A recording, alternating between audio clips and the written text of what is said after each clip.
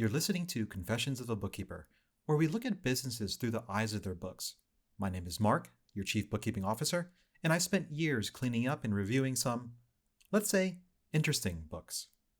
In this episode, we're talking about payroll mistakes, but not from the HR side. The kind of issues that don't just mess with paychecks, they distort your books, cause incorrect tax filings, and gives your CPA a migraine 6 months later. Because payroll doesn't live in its own world, it feeds straight into your accounting. Every expense, every liability, every deposit, and when payroll goes sideways, your whole financial picture shifts with it. Let's start with one that sounds almost too harmless to be a problem, until it snowballs. The first mistake we'll talk about is having two payroll providers at the same time. And let me say, this doesn't come from carelessness. It usually happens when a business starts growing faster than its owners can keep up with. In this case, it was a creative agency. Very sharp people running it, great at what they do, but they weren't familiar with how payroll filings actually work behind the scenes. And honestly, that's not their expertise anyways. When it came time to bring on new employees, they decided to move on to a larger payroll provider that can handle benefits and scale better. The plan made sense. Start new hires on the new system and keep the owners on the original payroll system, which was QuickBooks Payroll, for now, and then merge everything later. The problem is, payroll filings don't care about later. Each provider automatically files its own 941 and 940 tax forms for the same EIN. So when both systems e-file the same quarter's reports, they can collide. Most of the time, both filings get rejected, and the IRS ends up showing missing tax returns and missing tax payments, even though deposits were actually made. Fixing it isn't instant either. The owners ended up needing to hire a forensic payroll accountant to rebuild the filings manually and submit corrected 941s and a corrected 940 for the year end. It took them months of back and forth to straighten it out. If you're ever going to switch payroll systems, do it cleanly. Cut over at the end of a quarter, close one provider, and make sure your accountant guides you on the move. It is essential to bring into the new provider system the year-to-date employee data, which also must include terminated employees. This situation is why bookkeepers can be a huge benefit, as it's almost a guarantee they reach out to you with their concern over two payroll-related withdrawals for the first time you run payroll from that second provider.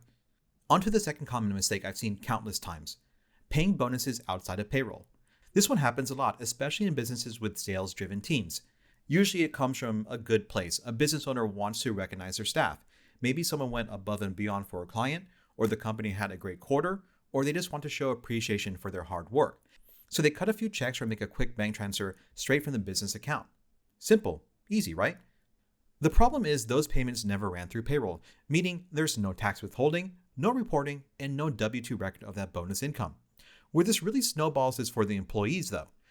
By the time the company realizes the mistake and tries to correct it, many employees have already filed their personal tax returns using the original W-2s, the ones that didn't include those bonuses. Now they're being told they need to file amended returns, and sometimes they need to pay their tax preparer a second fee just to do that. Even though technically those taxes were always owed, many employees see it as losing money. It's frustrating. They feel like they're being taxed after the fact on money they had already spent, and the morale takes a hit. That's why in most cases, accountants will recommend grossing up the bonus. In other words, if the employee was supposed to receive, say, $1,000, the company pays closer to $1,500 so that after withholdings, the employee still nets the original $1,000. Of course, that means the employer also pays payroll taxes on the higher amount, but it smooths things over and restores some goodwill. From a compliance standpoint, though, the best move is just to make every payment to employees inside payroll. And by the way, gifts should be wages as well. Run a separate bonus payroll if you need to. Most providers make that very easy, and you'll keep everyone, including your CPA and your staff, much happier at year end. Next up is a third common mistake, and maybe the most common: S-Corp owners not taking payroll at all. This one I see all the time, usually when someone says to me, "Hey, I want to hand off my bookkeeping."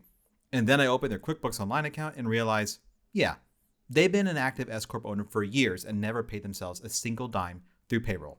They've just been taking distributions thinking that's how S-Corps work. Interestingly, a quote I heard on many occasions is, "I read it on a Facebook group post that it's okay just to take distributions for my compensation." And technically, yes, you can take distributions. But the IRS expects reasonable compensation first, meaning if you actively work the business, you have to take a salary. There's no magic number for what's reasonable, but some payroll needs to exist, so do yourself a favor and make sure the IRS stays off your back by staying compliant. When it comes to figuring out what reasonable compensation actually is, your CPA would likely consider a few of these factors. They'll start with industry benchmarks about what someone in your same role would earn working for another company. Then they'll layer in the amount of time you spend inside the business, the services you personally perform for it, and the profitability of the company itself. Payroll makes the whole business look more credible anyways, to lenders, CPAs, and even future buyers of your company. Number 4 might be less common than the others we just discussed. It's sending 1099 NECs to employees. Imagine this, a bookkeeper is handling a company's accounting remotely. They see a payment go out to someone, let's say a $1,000 check, and it has no memo. They assume it's a contractor and record the payment as such. Then they arrange for a 1099 NEC to be sent to them after year end. Fast forward a year, and you get a letter from the IRS as the business owner inquiring about payments made to one of your employees, and it implies classification issues. That's because an employee got a W-2 and a 1099 NEC from your company, he didn't think much of it, and filed both income sources on his 1040 tax return. This really happened to a client right before they signed on to my company to take over their bookkeeping. They eventually were audited by the state, which was much more of an intensive process than the IRS's inquiry.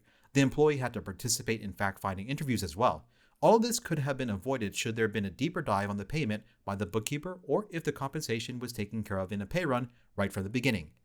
There is a time that it's actually okay that both income forms are issued. If someone truly was a contractor first and then became an employee later, with no overlap in pay periods. Otherwise, it's just another example how a small data entry assumption becomes a huge headache months later.